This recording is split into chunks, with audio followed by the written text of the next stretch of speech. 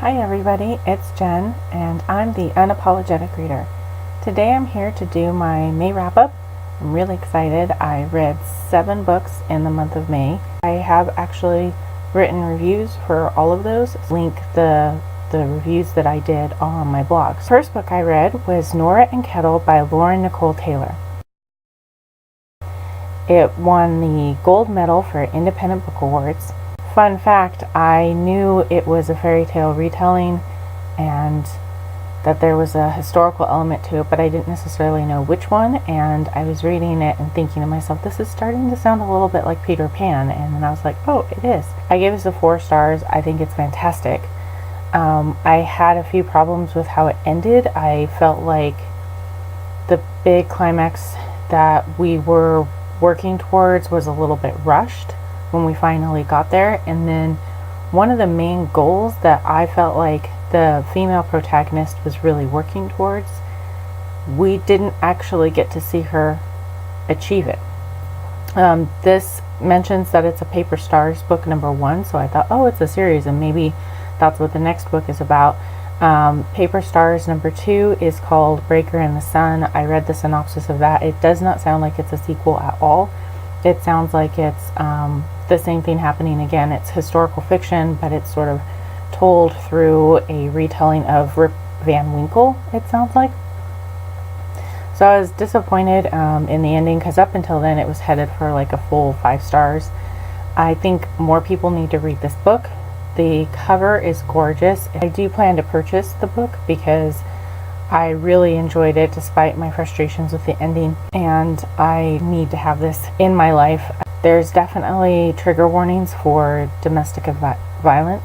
The female protagonist, she's in an extremely abusive family relationship. It's incredibly heartbreaking, and so if you struggle with that, then stay away from this book, because that's a huge theme in this.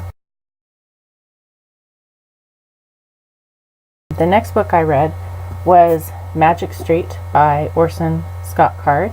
This is magical realism. I've had this on my shelf for a while and I really wanted to get to reading it.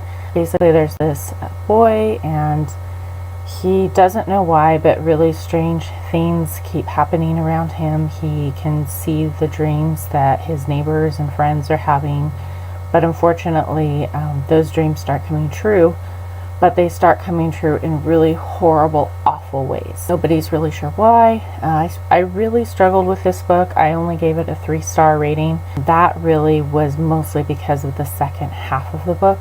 It's a shame because I really want to talk about the part that I liked about this book, which was the second half, but that definitely does spoil it, and I really don't want to give any spoilers. Basically, let's just say there's something else going on here that is not hinted at really at all in the beginning, and it's amazing. It's basically taking another very well-known piece of literature and it's worked into this story in a new, refreshing way. I can't say any more without spoiling it, but if you like magical realism, if you like the concept of parallel dimensions, like, you know, the magical world sort of existing in parallel with the real world, then definitely give this one a shot. It's a solid 3 stars, especially for the ending. So if you've given this a shot and given up, just push through. You'll definitely know when you get to that point. The next book that I read, I received a free copy in exchange for a review. It is In Too Deep by Brandy L. Rivers. This is the Others of Edenton, book number 1. I was really interested to read this because it was a paranormal romance. It's about a tattoo artist, and she also happens to be a druid, and she can work magic into her tattoos. There's shapeshifters, there's werewolves. It's written by a local author here in the Seattle area, so I was really excited to read this. Unfortunately, I was so disappointed. I only gave it a 2-star rating. This book was awful. Fantastic idea, but I felt like when I read the synopsis, what I thought in my head was a lot better than what the book was. There are a lot of sexy times in here, and I have no problem with that. I mean, it was a paranormal romance. We knew that was going to happen. But rather than most paranormal romances that tend to just follow one couple, I think this is following like 6 or 7. In addition to what you finally figure out is probably the main couple in this book, I'm still not sure. You're head hopping from points of view all over the place. Sometimes in the same page, you'll bounce between 2 different points of view, and there really isn't a big break in the text. There's not a new chapter to clue you in that you're jumping to different points of views. A lot of the characters aren't really that distinguishable. At one point I realized I was reading a character I thought was female. Turns out they were male. And that wasn't any clever commentary on gender roles or anything the author was doing. She just did a terrible job of making memorable, unique, defined characters. The I guess main female protagonist, she's supposed to be this really strong, powerful, magical person, and the magic's there, but it's just kind of like she throws magic around, tra-la-la. Like, we didn't see her go through any of the work to get that. But then she meets this hunky werewolf, and in her head she's talking about like, oh, I don't want to give in to his advances, blah blah blah. But she does, like, really fast. I mean, the book is not that long. It was just really frustrating because it felt like all the things that she was thinking in her head and telling herself, she was acting the exact opposite. So I didn't really trust her. And sometimes having an unreliable narrator can be interesting. It wasn't in this book. It was just frustrating. I feel like there was way too much the author tried to pack in here. I didn't understand why we kept getting flung around between all these different points of view. I think she could have done a much better job with this book had she just stuck with the main couple. Spent more time with them, developed them a little bit more. We did not need to meet every single shapeshifter or magical person in this town. I finished the book, but it really was a struggle, and I think I kept hoping that there would be a redeeming quality, but there wasn't. The next book I read was The End of the Day by Claire North. This was an advanced reader copy that I received in exchange for my review. This book's actually already out in hardcover. It comes out in paperback in August of this year. This, fortunately, I gave a 4 stars to, because after the last 2 books I read in May, I was feeling like I was headed downhill, and I was like, oh dear, I really need something good. This definitely delivered. The End of the Day follows Charlie, who is the harbinger of death. He works for death in that he is sent on appointments to meet people to give them a gift from death, and he never knows when he's going to meet one of his appointments, as he calls them, if he's going as a true sign of death, like your time has come, or if he's just coming as a warning saying you better do this or you better change your ways or you will die. He never knows which it is. Basically, whichever one it is kind of comes via a secret meaning between the person he's visiting and the gift he gives them. So he doesn't know. I mean, and these gifts are random. One of them, it's a bottle of whiskey, I think. Another one, it's a pen that has no ink. He has no idea what the meaning is, but when he gives it to the appointment, they understand the hidden meaning behind it. This definitely gives you a lot of snapshots of a lot of different places around the world, because he travels all around the world. So it's really interesting seeing all these different people, these different cultures. They have really interesting stories. You do get glimpses of death in here. That's right, death is female, sort of. They kind of explore the idea that everyone sees death how they imagine death, but we do see death interacting with war and famine, and when they're sort of interacting with each other, they're their own, like there's a couple of females and there's a couple of males. And that was interesting. Charlie himself, when he's in his, I guess, normal life, like not on the job or not working or whatever, he did frustrate me. He really struggles to speak in complete sentences in his dialogue. It just sort of trails off. He'll start several sentences but never finish them. It got really frustrating for me to read, and I was waiting for him to go back on another appointment, because his job really is to listen to the people that he goes to visit, and they talked way better than him. I'm not sure what the author was trying to accomplish with that, but there were enough other good things in here that I still felt it warranted a solid 4 stars. Claire North wrote The 15 Lives of Henry August, and I've heard really great things about that book, so I'm considering picking that one up and giving it a try, because apart from the dialogue for Charlie, I liked all the rest of Claire North's writing. It was beautiful at times, it was poetic at times, it was really gripping. I'm curious to see what else she does with a different type of story. Then I read another ebook called Sinful Cinderella by Anita Vale.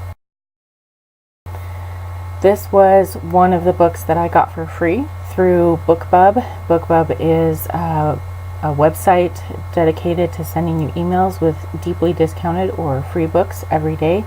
I talked about it in my 5 ways to get free books video, which I'll link down below for you. This is a free book. It's a very short book. I would definitely classify it as a novella. It is a reinterpretation, a reimagining of Cinderella. It follows the Cinderella story pretty closely, with the exception that you're in Cinderella's head, and as sweet and good and nice and kind and generous as she is on the outside, she is the exact opposite on the inside, which was so intriguing. And I did not expect to like this book. I mean, a lot of these free books, I figure I'm lucky if it's a 3-star book. This was a 5-star book. I already want to reread it, and I think the only thing I would change is I just wanted more, but they still did a great job of telling the story in the short amount of time that they had. Basically, Cinderella has figured out that if she's kind and nice and generous and does good deeds, she has this bottle that collects more white magic, and she can get whatever she wants with that white magic. So she's sure being nice and good, but her motivations behind it are anything but. And she's basically out to ruin her family, get the prince to marry her, and take over his kingdom, and basically live out her life. Like, those are her goals. This was so interesting, being in her head, seeing her perspective and understanding why she was making the choices she was, while at the same time you're shouting at her, no, no, no, no, no, this is bad, this is wrong, this is not going to go the way it goes. The fairy godmother's in there, but so not the way that you would expect it to. She's also her aunt. Long story there. And then when she finally does meet the prince, and things seem to be going her way, all of a sudden something's revealed that suddenly she does a complete 180 and realizes that all that she has worked to accomplish is the exact opposite of what she wants. This was done so well. It was so interesting. More people need to read this. This morning I did check both on Amazon and Barnes & Noble, and the ebook version of this book is still free. So if you're interested at all, I highly recommend you go there, get yourself a copy, and read it. There is a sequel already out. I think it's called Sneaky Snow, and it's a true sequel to Sinful Cinderella. I can't really tell you why, because there's a really cool twist at the very end of Sinful Cinderella. If you're a fan of Once Upon a Time, but you want something a lot lighter that doesn't go as deep as that does, this is definitely for you. I don't know how many books the author's planning for this series. I hope it keeps going, because if she keeps on this track, this could be a really exciting series. The next book that I read was another, I guess, novella, but it's almost at the length of a full novel, and that was Edge Dancer by Brandon Sanderson. I read it in the Arcanum Unbounded book. Edge Dancer will be released later this year as its own book that you can purchase separately, but right now it is only available in this bind-up. Edge Dancer can be thought of as Stormlight book number 2.5, so it does take place after The Way of Kings and Words of Radiance. It does contain spoilers for Words of Radiance, and it sort of acts as a go-between and a setup for the third book in the Stormlight Archives, Oathbringer, which comes out this November, and I'm so excited. This has been like the most anticipated book for the last 2 years for me, and I'm thrilled that there's a release date, and I keep checking because I'm paranoid that they're going to change it. Edge Dancer, if you can tell, is 5 stars. It follows Lift, so if you've read Words of Radiance, you know who she is. She was in a quick little blip in that book. This is all about her. I can't go too much into detail because it does give away a lot of spoilers for the series, and I will not do that for any Brandon Sanderson book because the fans would come and kill me in my sleep, and I would deserve it. It was a lot of fun. If you're dying for the next Stormlight Archive book to come out, definitely check this out. I believe the Edge Dancer is supposed to be published in October as a separate book, which makes sense because they're going to want to generate excitement for Oathbringer coming out in November.